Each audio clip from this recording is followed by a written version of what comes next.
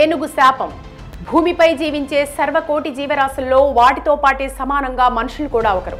ఇంకా గట్టిగా చెప్పాలంటే అన్ని రకాల ప్రాణుల తర్వాతే మనుషులు కూడా ఒకరని గుర్తుంచుకోవాలి. అది గ్రహించక మనుషులు తమకు ఎక్కువ తెలివి ఉందని అతి తెలివి మూలాన తమను తామే దిగజార్చుకుంటూ చుట్టూ ఉన్న జీవరాశుల్ని ప్రకృతిని సర్వనాశనం చేస్తున్నారు. తామే గొప్ప అంటూ విచ్చలవిడిగా ప్రవర్తిస్తున్నారు. ఇప్పటికే ప్రపంచ అభివృద్ధి పేరిట చుట్టూ ఉన్న పర్యావరణాన్ని కలుషితం చేసి పాపం మూట కట్టుకుంటున్నారు. కాలానుగుణంగా రావాల్సిన ఋతుపవనాలు రావడం లేదు. అందుకే విపరీతమైన ఎండలు, వానలు, సమతుల్యం లేని అతివృష్టి, అనావృష్టికి భూ వాతావరణం గురవుతోంది.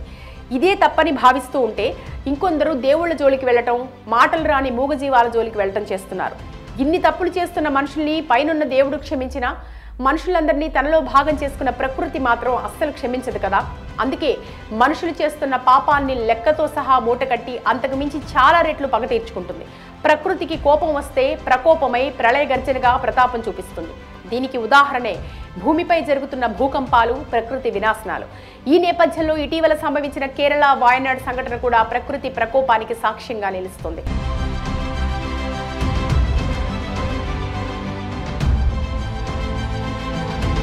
గతంలో 2018వ సంవత్సరంలో కేరళలో వచ్చిన వరదలు, తుఫాన్లు ఎవరూ మర్చిపోరు. ఆ సమయంలో అక్కడి ప్రజలు ఆస్తి నష్టం, ప్రాణ నష్టం ఎంతో కోల్పోయారు. అప్పుడు అంతటి ఘోరం జరగటానికి కారణం అయ్యప్ప స్వామిని కించపరిచే విధంగా కొంతమంది కేరళ ప్రజలు ప్రవర్తించారని కొందరు భావిస్తూ ఉంటారు. అందుకే అంతటి విధ్వంసం జరిగిందని, ప్రకృతి పగ తీర్చుకుందని అనేవారు లేకపోలేదు. ఆ సంఘటన మరవక ముందే మరోసారి ప్రకృతి కేరళలో ప్రళయతాండవం చేసింది. అయితే ఇప్పుడు సంభవించిన ఈ ప్రమాదంపై ప్రకృతి పగబట్టిందని కొంతమంది భావిస్తున్నారు. దానికి కూడా కారణం చెప్తున్నారు.